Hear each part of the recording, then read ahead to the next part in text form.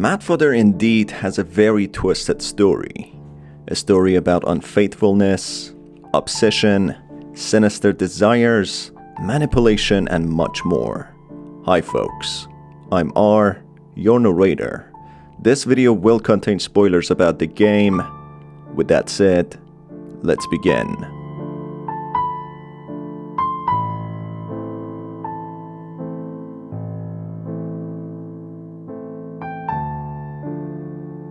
I have already made 2 videos going over the main story and the DLC stories, which expand much more on the characters, their backstory, and what is to come, which you can watch by hitting the card above. If you have already watched them, you can skip ahead to the time indicated for the endings. The story of Madfather involves, as the title suggests, a mad father, a serial killer obsessed mother, a mistress whom the mad father has an affair with, and a loving daughter who loves her parents despite all the atrocities they commit. Aya, the 11-year-old daughter, already knowing about her father's sick and sadistic human and animal life experiments, hears his scream at a strange night. This happens at the night of her mother's death anniversary. As she goes out of her room to check on him, she gets attacked by 2 walking corpses. Aya soon learns that all the corpses of Alfred's experiments, including the dolls he crafted from human parts, came alive, with ill intent to seek revenge against their assailant, Alfred.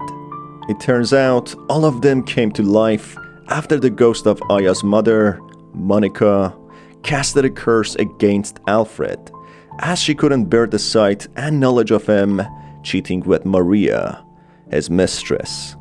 The curse became possible after a mysterious character, calling himself Ogre, gave her the ability to do so, as he's an entity that enjoys seeing people suffering, usually rooting for deranged and evil people, but also assisting good people to create drama and have much more fun.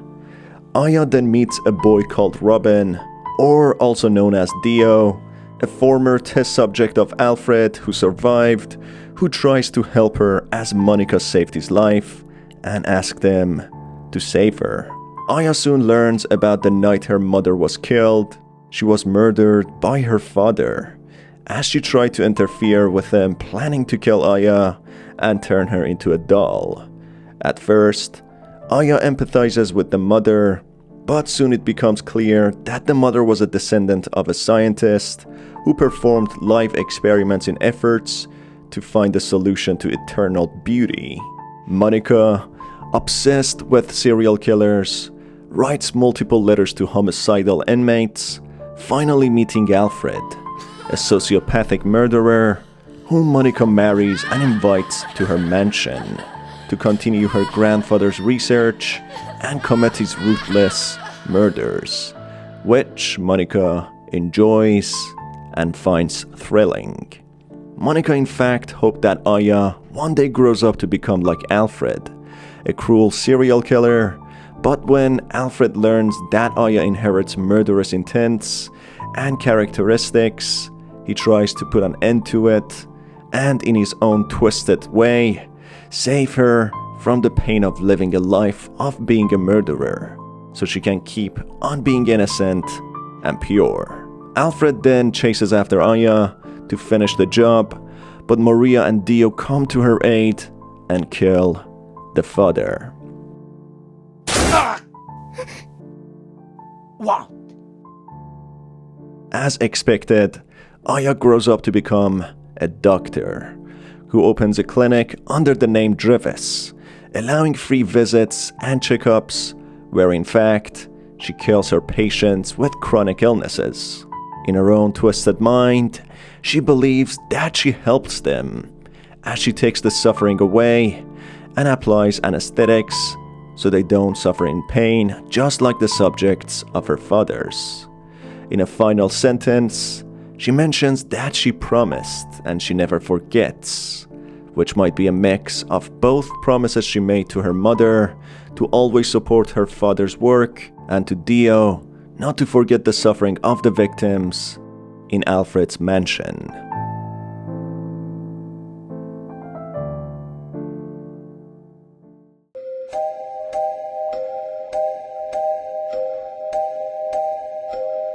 There are 3 endings, one being the main true ending, and 2 being the bad endings. Starting with the main ending, Aya manages to escape her father and become an adult to continue his work. She works in a clinic she named after the Drevis family, which we learn the grandfather of Monica and Monica wished for the name of the family to be continued and last, doing the experiments they were conducting. Therefore, Aya, just like the rest of the Drevis family, continues on the psychotic work of the family. Next to her clinic lies a grave which is presumably Snowball's grave, the family rabbit pit, who was repeatedly cloned by the father whenever it was injured or got old. But this time, it seems that Aya has moved on and doesn't want to continue on cloning it, realizing that death meets all of them at the end, a normal phenomenon which shouldn't be avoided. Jean, a patient with a chronic illness, comes to Aya's clinic and asks for free treatment, as her family couldn't afford any more checkups. In there, Aya promises her that she won't suffer anymore after repeatedly saying that she has beautiful eyes, a hint that she wants to use her eyes to create dolls with, something she probably has been doing for a long time, just like her father. This is further fortified as there are a collection of dolls in a room in her clinic, whom she loves dearly. She applies anesthesia to Jean, saying that she won't suffer anymore. This is a hint that her experience in the mansion made her understand the suffering and pain of the victims, something that the ogre told her, that she doesn't seem to understand their suffering. Aya always supported her father and seemingly became desensitized to blood and killing. She even became desensitized to suffering, shouting and pain of others, as she dismisses the shouting of Alfred's victims in the beginning of the game and kills animals without realizing it's bad, something that Alfred scolds her about. However, after her experience in the mansion and the promise she made to Dio, it seems that she doesn't want the subjects to suffer anymore, hence why she makes them sleep before killing them, unlike her father, who enjoyed chasing his victims and chopping them up while awake. However, this feeling of kindness might soon dissipate, as when the ghost of Jean confronts Aya about having wanted to become a doctor just like her, she completely dismisses it without having any sort of remorse. Then finally, Aya talks about a promise she would never forget about while hugging her dolls, which might be referring to both the promises she made to her mother to always support Alfred's work and Dio to never forget the victim's suffering. She possibly cannot control her strong need and desire to kill people, but at the same time shows mercy to them by applying anesthesia so they don't suffer. Maria, on the other hand, accompanied Aya in her cruel life of killing, as she made a promise to her to always support her, and a stronger reason is due to being alone and having nowhere else to go. She used to be homeless, lacking any self-confidence and self-worth, hence why she fell in love with her captor and now supports Aya, as she doesn't feel confident enough to be alone and make her own decisions. Dio, on the other hand, assists Aya to escape Alfred due to a few reasons. He sees how similar Aya is to his late sister, who died due to his cowardness, something that he feels guilty about. Hence why he promises himself never to repeat the same mistake which he risks his own life to save Aya. He also might have a personal agenda against Alfred, as he tried to kill him, hence why he wanted to see Alfred dead. And finally, he made a promise to Monica, who saved his life from Alfred, to look after Aya. Monica kisses Dio or Robin on the forehead, which after reading a book seems to be an enchantment, a spell she put on him to follow her demands. Even a rotting corpse mentions to both Aya and Dio that Monica deceived Dio, as she's evil and brainwashes people. At the end, when Dio is leaving the burning mansion, he mentions to himself that Monica's hands were cold, but her heart was warm, which in a way might seem to some people that he loved her, not in a mother-son relationship, but more in a marital form. So maybe Dio loved Monica, hence why the corpse said that she deceived him.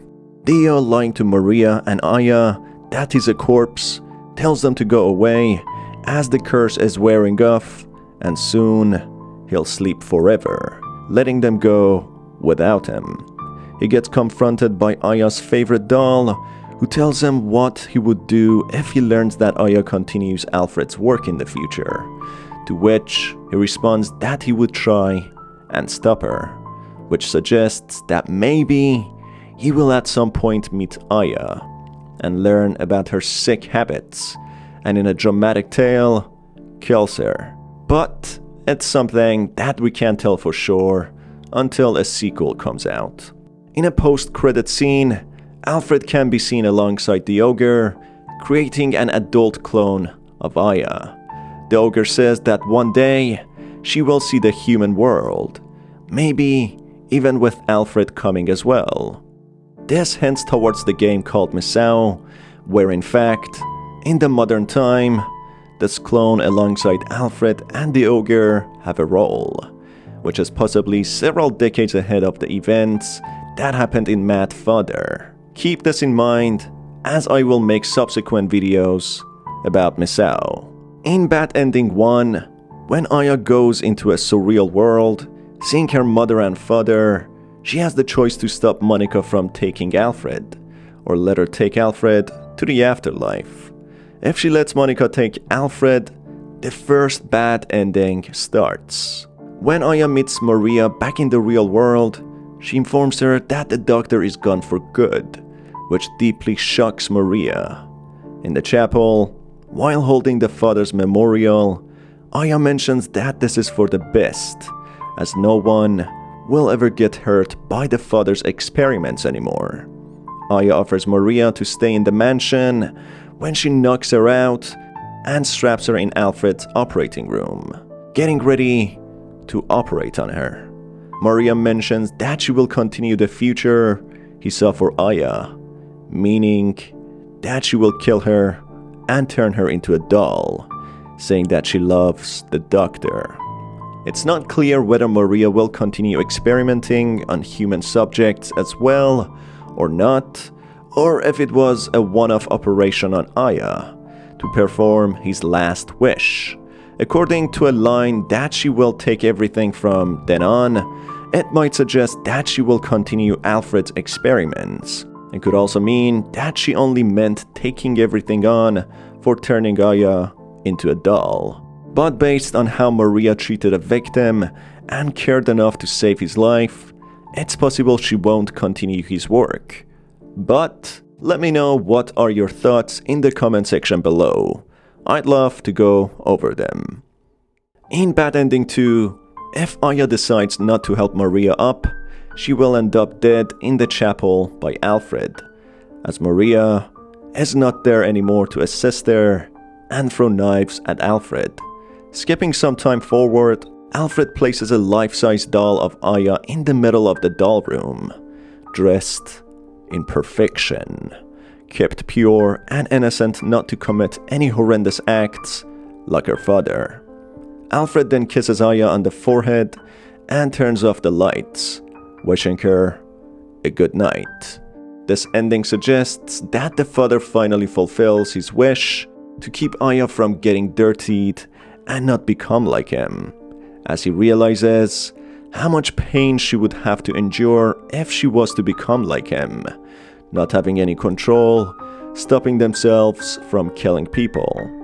Maybe, in a sad note, she was rescued and it was her happy ending, not to live a life in misery, being the culprit of other people's pain, suffering and loss.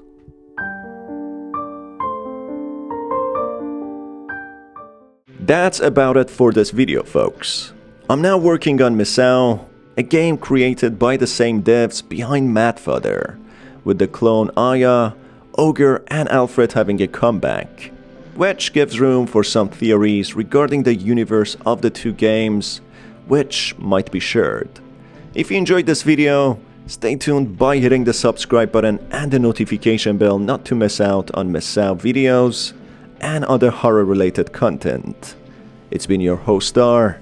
Till the next video, have a fantastic day.